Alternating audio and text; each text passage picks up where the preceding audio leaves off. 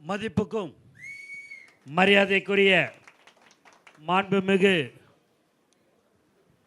பொதுப்பணித்துறை அமைச்சர் சகோதரர் ஆதவ அர்ஜுனா, மதிப்புக்கும் மரியாதைக்குரிய வருவாய்த்துறை அமைச்சர் அண்ணன் KS, மதிப்புக்கும் மரியாதைக்குரிய மாண்புமிகு உணவு மற்றும் உணவுப் பொருள் வழங்கல் துறை அமைச்சர் சகோதரர் வெங்கட்ராமன், மதிப்புக்கும் மரியாதைக்குரிய பள்ளி கல்வித்துறை அமைச்சர் சகோதரர் ராஜ்மோகன், சட்டமன்ற உறுப்பினர் அருள் பிரகாசம், சகோதரர் கருப்பையா மற்றும் பத்திரிகையாளர் விவேக் மற்றும் உங்களுக்கு பிடித்தமான சட்டமன்ற உறுப்பினர் PLA ஜெகநாத் மிஸ்ரா மற்றும் மேடையிலே அமர்ந்திருக்கும் பெரியோர்கள் மற்றும் இங்கு தளபதி நெஞ்சில் குடியிருக்கும் உங்கள் அனைவருக்கும் தமிழ்நாடு முதலமைச்சர் சார்பாக வருக வருக என்று நான் வரவேற்கிறேன். இங்கே எல்லாமே நீங்கள் பார்த்தீங்கன்னா எல்லாமே மேடையில் இருக்கிறவங்க எல்லாமே பேச்சாளர். சரி, பத்திரிக்கையாளர் விவேக் சார் வந்தாருன்னு பார்த்தீங்கன்னா அவரும் 2-3 நிமிஷம் கொடுத்தாலும் சரி அவரும் வெளுன்னு வெளுக்கிறாரு. எங்கள் ராஜ்மோகன் அண்ணன்ட்ட சொல்லவே வேண்டியதில் அவர் பேசி எல்லாத்தையும் பார்த்துருவார். நான் எதெல்லாம் பேசணும்னு நினைக்கிறேன் என்னுடைய சகோதரர் ஆதவ அர்ஜுனா அருமையாக அழகாக பேசி எல்லாத்தையுமே முடிச்சுடுவார். நான் கடைசியாக வந்து என்ன பேசுகிறதுன்றது யோசனை எனக்கு இருக்கும். ஏதோ அவங்க பேசுறதெல்லாம் வச்சு 1-2 சேர்த்து வச்சு பேசி என்னுடைய பேச்சை வந்து எதாவது பேசிடுவேன். ரொம்ப ஜாக்கிரதையாக வேறு பேசணும். இல்லை அப்படின்னா அதில் வேறு எதையாவது ஒன்றுனா இப்படி பேசினேன் அப்படி பேசினெல்லாம் எதையாவது ஒன்று வரும். ஒன்று நான் உங்களுக்கு சொல்லிக்கொள்கிறேன். நம்மளுடைய முதலமைச்சர் அவர்கள் ஊழல் இல்லாத ஆட்சியை தந்து கொண்டு இருக்கிறார். அது இன்னும் 20 வருடத்திற்கு அந்த ஊழல் இல்லாத ஆட்சி நடைபெறும் என்பதை தெளிவாக நாங்கள் தெரிவித்துக் கொள்கிறோம். மேலும் எங்கள் பேரை சொல்லி நான் டிரான்ஸ்ஃபர் வாங்கி தரேன், நான் டெண்டர் உனக்கு வாங்கி தரேன் அப்படின்னு யாராவது சொன்னால் அவங்கள கட்டி போட்டு வச்சுருங்க. போலீஸுக்கிட்ட சொல்லுங்கள், உடனே வந்து பிடிச்சிப்பாங்க. ஏன்னா எங்களோட எல்லாருமே வருவாங்க, எல்லாருமே எங்கள் கூட ஃபோட்டோ எடுப்பாங்க. ஃபோட்டோ எடுக்கும்போது வராதப்பா அப்படின்லாம் நாங்கள் சொல்ல முடியாது. அதில் 99 பேர் நல்லவங்க இருக்கிறாங்கன்னா ஒருத்தவங்க ஏதாவது ஒரு இடக்கு முடக்கான ஆள் வந்து எடுத்துருவாங்க. எங்களுக்கு தெரியாமல் உடனே இவருடன் நாங்கள் இருந்தோம் அப்படின்வாங்க. எங்களுக்கு என்னங்க தெரியும்? நாங்கள் பாட்டுன்னு செவனேன்னு இருக்கிறோம்.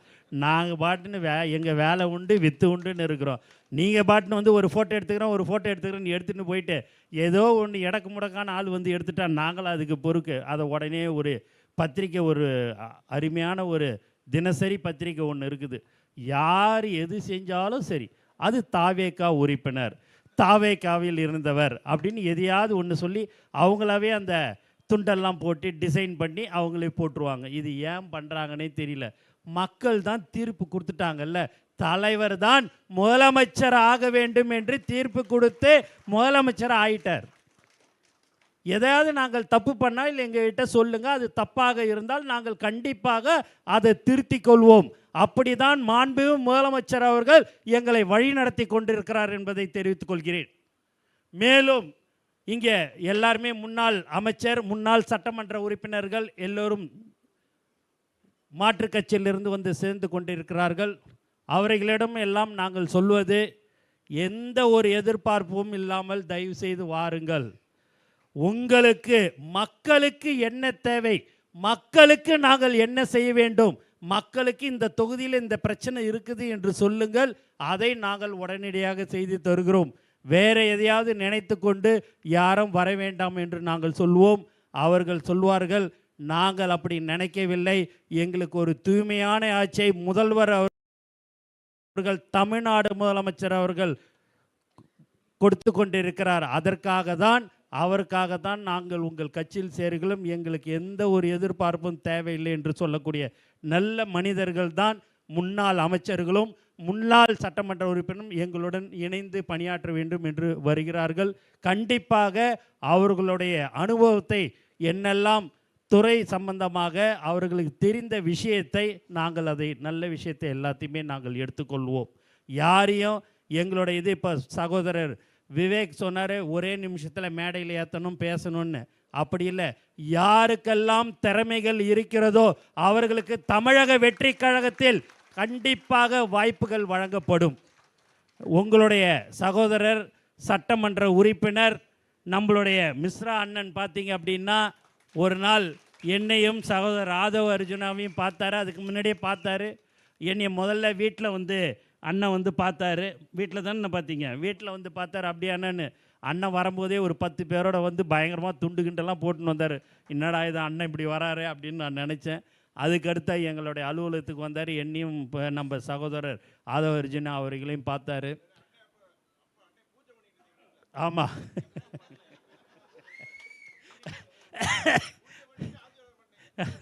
அப்படின்ட்டு வந்தார். வந்திருக்கும்போது என்னென்ன இல்லை, நான் உங்கள் கட்சியில் கூட்டணியில் சேரணும் அப்படின்னாரு. எங்களுடைய தலைவர் சிங்கிளாக தனியாக தான் தேர்தலில் நிற்க போகிறார். அதில் வந்து யாரோடையும் நாங்கள் கூட்டணி எங்கள் தலைவர் வைக்க போகிறது இல்லைன்னு, அதனால் சிரமம்னு அதுமாரிலாம் முடியாதுன்னு என்ன. அடுத்து வரும்போது ஏன் எனக்கு உங்களுடைய கொள்கை பிடிக்குது, தலைவருடைய நேர்மை பிடிக்குது, இயல்பாக அவர் எப்படி இருக்கிறார், எளிமையாக இருக்கிறார். ஆகவே நான் என்னுடைய கட்சியை நான் கண்டிப்பாக இணைத்து விடுகிறேன், நான் வந்து உங்களோட வந்துடுறேன் அப்படின்னாரு. சரிங்கண்ணே அப்படின்னு சொன்னோம். சொன்ன உடனேயே அவருக்கு சட்டமன்ற உறுப்பினர் தலைவர் அவர்கள் அவருக்கு வாய்ப்பு கொடுத்தார். மக்களாகிய நீங்கள் அவரை வெற்றி பெற செய்தீர்கள். அதற்கு இந்த நேரத்தில் நான் உங்களுக்கு எல்லோருக்கும் நான் நன்றியை தெரிவித்துக் கொள்கிறேன். ஆனால் ஒன்றுங்க, 234 தொகுதி வேட்பாளர்லாம் நாங்கள் இல்லைங்க, முழுக்க மாண்புமிகு முதலமைச்சர் தலைவர் தாங்க. நான்லாம் நீங்கள் பார்த்தீங்கன்னா என்னுடைய தொகுதி மக்கள், டி நகர் தொகுதி மக்களுக்கு நான் எல்லா இடத்துலையுமே நான் நன்றி சொல்வது. ஏனென்று சொன்னால் எனக்கு ஓட்டு போடலைங்க, தலைவர் மாண்புமிகு தமிழ்நாடு முதலமைச்சருக்காக தான் எனக்கு ஓட்டு போட்டாங்க. நான் 4 தாங்க பிரச்சாரத்துக்கு போனேன். என் தலைவரை நம்பி ஓட்டு போட்டாங்க. அந்த மக்களுக்கு நாங்கள் கண்டிப்பாக சேவை செய்வோம். அதேபோல் நீங்கள் எல்லோரும் எங்கள் தலைவரை நம்பி வந்திருக்கிறீர்கள். உங்களுக்கு உண்டான பதவிகள் எங்களுடைய மாவட்ட செயலாளர்களுடன் கலந்து பேசி, ஒன்றியம் நகரம் எல்லோருடையும் கலந்து பேசி உங்களுக்கு உண்டான பதவியை மாண்புமிகு முதலமைச்சர் அவர்கள் கண்டிப்பாக வழங்குவார்கள் என்பதையும் நான் தெளிவாக தெரிவித்துக் கொள்கிறேன். மேலும் நான் ஒரு மேடையிலும் சொல்வது எல்லாம் 32 வருஷமாக எங்களுடைய தோழர்கள் உழைத்து கொண்டிருக்கிறார்கள். இன்று வரை எந்த ஒரு எதிர்பார்ப்பும் இல்லாமல் 32 வருடத்துக்கு முன்பாக தலைவர் தான் முதலமைச்சர் ஆவார் என்று அவர்களுக்கு தெரியாது. அன்று சைக்கிளில் போய் கொடி கட்டி தோரணம் கட்டி இன்றைக்கி தலைவர் முதலமைச்சராக வந்திருக்கும் போது கூட சரி, எங்ககிட்ட அண்ணன் இது ஓணும் அது ஓணும்லாம் எதுவுமே கேட்கல. எங்கள் அண்ணன் முதலமைச்சர் ஆகிட்டார்ன்ற ஒரு சந்தோஷம்தான் எங்களுடைய தோழர்களுக்கு இருக்கிறது. அதே போல் நீங்களும் அந்த தோழர்களாகிய நீங்கள் அவர்களுடன் இணைந்து நீங்கள் செயல்பட வேண்டும் என்று மட்டும்தான் நான் உங்களை கேட்டுக்கொள்கிறேன். உங்களுக்கு பஞ்சாயத்து தேர்தலையும் கண்டிப்பாக தலைவர் அவர்கள் உங்களுக்கு வாய்ப்பு வழங்குவார் என்பதையும் தெரிவித்துக் கொள்கிறேன். ஆகவே நாம் ஒரு குடும்பம், அண்ணன் மிஸ்ரா அவர்கள் சொன்னது போல ஒரு குடும்பமாக நாம் எல்லோரும் இருந்து, அவர் ஒரு சட்டமன்ற உறுப்பினர் ஆகிட்டார். ஆன பிறகு சரி ஏன் கட்சியை இணைக்கணும்னு கூட அப்படியே பேசான்னு இருந்திருக்கலாம். அவனா சொன்னதை நாங்கள் செய்ய வேண்டும் என்று அவர் இந்த கட்சியை இணைத்திருக்கிறார். அவர்களுக்கு எப்போதும் நாங்கள் உறுதுணையாக இருப்போம். ஆனால் எங்கள் அண்ணனை பார்த்தேன், ட்ராக் பேண்ட் ஷூட்லாம் போட்டுன்னு குப்பை கிப்பெல்லாம் வாரிக்கின்னு அந்த இடத்தெல்லாத்தையும் சுத்தப்படுத்தினார். நான் அப்படிலாம் சுத்தம் செஞ்சு தான் நான் சட்டமன்ற உறுப்பினராக தலைவருடைய முகத்தை காமிச்சு வந்தேன். அதே பாணியில் எங்கள் அண்ணன் அதை செய்கிறார். உண்மையாகவே அந்த தொகுதிக்கு நிரந்தர சட்டமன்ற உறுப்பினராக இருப்பார் என்பதையும் இந்த நேரத்தில் தெரிவிச்சுக்கிறேன். யார் ஒருவர் மக்களுக்கு சேவை செய்கிறார்களோ அவர்கள்தான் நிரந்தரமான ஒரு சட்டமன்ற உறுப்பினராக இருப்பார். கடந்த 32 வருடமாக ரசிகர் மன்றமாக, நற்பணி மன்றமாக, மக்கள் இயக்கமாக இன்று தமிழக வெற்றி கழகம் இருந்து கொண்டிருக்கிறது. மக்கள் சேவை செய்து கொண்டிருந்த 32 வருட சேவையை தலைவர் தளபதி அவர்கள் செய்து கொண்டிருந்தார். இன்று தலைவர் தான் முதலமைச்சராக அமர்ந்திருக்கிறார். இன்னும் 20 வருடம் இல்லை 25 வருடமாக இருந்தாலும் தலைவர் தான் தமிழ்நாட்டின் முதலமைச்சராக இருப்பார். ஆகவே நாங்கள் எல்லோரும் உழைக்க தயார். உங்களுடைய ஊரில், உங்களுடைய தொகுதியில், உங்களுடைய பகுதியில், ஒன்றிய நகரம் எந்த ஒரு சின்ன விஷயமாக இருந்தாலும் சொன்னால் எங்களுடைய அமைச்சரவை சட்டமன்ற உறுப்பினர் நாங்கள் எல்லோரும் எங்களுடைய தொகுதியில் நாங்கள் எப்படி வேலை செய்வோமோ அதே போல் 234 தொகுதியிலையும் நாங்கள் அந்த பணியாற்றுவோம் என்பதை உங்களுக்கு மகிழ்ச்சியுடன் தெரிவித்துக் கொள்கிறோம். மேலும் முதல்வர் அவர்கள் சொன்னது போல் ஆதவ அர்ஜுனா சகோதரர் எல்லாத்தையும் பேசிட்டார். எலக்ட்ரிசிட்டியை பேசிட்டார், கல்வித்துறையை பேசிட்டார், உணவுத்துறையை பேசிட்டார், எல்லா டிபார்ட்மெண்ட்டை பற்றியுமே பேசிட்டார். ரொம்ப சந்தோஷம். ஏன்னா விளக்கம் கரெக்டாக எல்லாத்துக்குமே கொடுத்தாரு. நாங்கள் கண்டிப்பாக யாரும் ₹1 பணம் வாங்காமல் எல்லா மக்கள் பிரச்சனைகளை நாங்கள் ₹1 பணம் வாங்க மாட்டோம். அப்படி வாங்கினால் நாங்கள் இந்த பதவியில் இருக்க விடமாட்டார் எங்கள் தலைவர் தளபதி. எங்கள் தலைவர்ன்றதை விட நம் தலைவர், நம் முதலமைச்சர் இனி யாரையும் விடமாட்டார். அதனால் நாங்கள் மக்களுக்கு சேவை செய்ய வந்திருக்கிறோம்.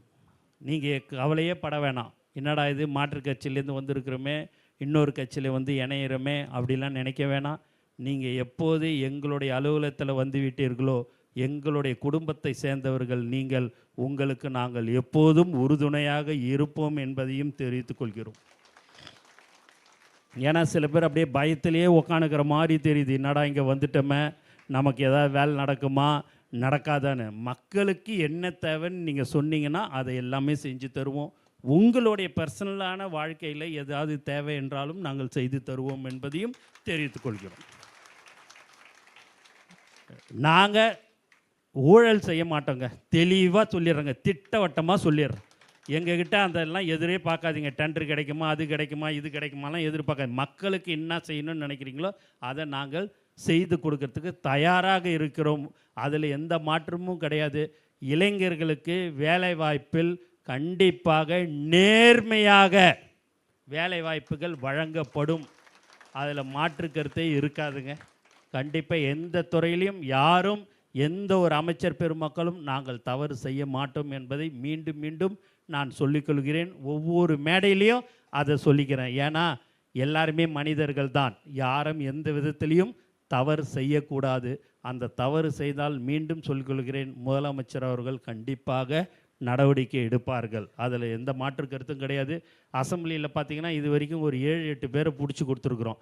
என்னான்னு கேட்டால் எனக்கு அவரை தெரியும், இவரை தெரியும், நான் இந்த இதை வாங்கித்தரேன், டிரான்ஸ்ஃபர் வாங்கித்தரேன், டெண்டர் வாங்கித்தரேன்னு சொல்லி ஒரு 7-8 பேரை பிடிச்சி போலீஸில் கொடுத்துருக்குற ஒரே கட்சி தமிழக வெற்றி கழகம் மட்டும்தான்.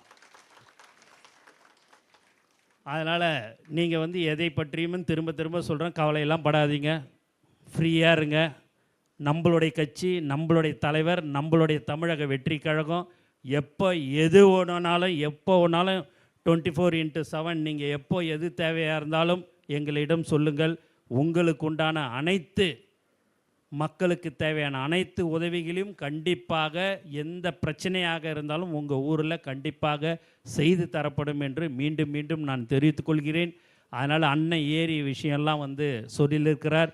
அதை கண்டிப்பாக உங்களுடைய தொகுதியில் கண்டிப்பாக அது செய்து தரப்படும் என்றதை அண்ணனிடம் நான் தெரிவித்துக் கொள்கிறேன். மேலும் அந்த ஏரியெல்லாம் தூர் வாரணும், அது எல்லாமே அதுக்குண்டான வேலைகள் நடைபெற்று கொண்டிருக்கிறது.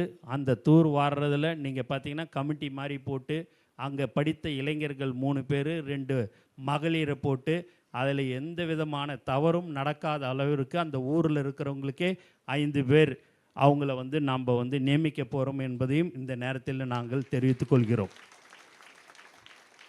அதனால் தூர் வாரும்போது சமூக ஆழ்வர் இவங்களும் நீங்கள் அதுக்கு அடுத்தபடியாக யார் யாரெல்லாம் சேவை செய்ய வேண்டும் என்று நினைக்கிறீர்களோ அவர்களும் அதில் கலந்து கொள்ள வேண்டும் என்று ஒரு வேண்டுகோளாகவே நான் வைக்கிறேன் என்பதையும் தெரிவித்துக் கொள்கிறேன்.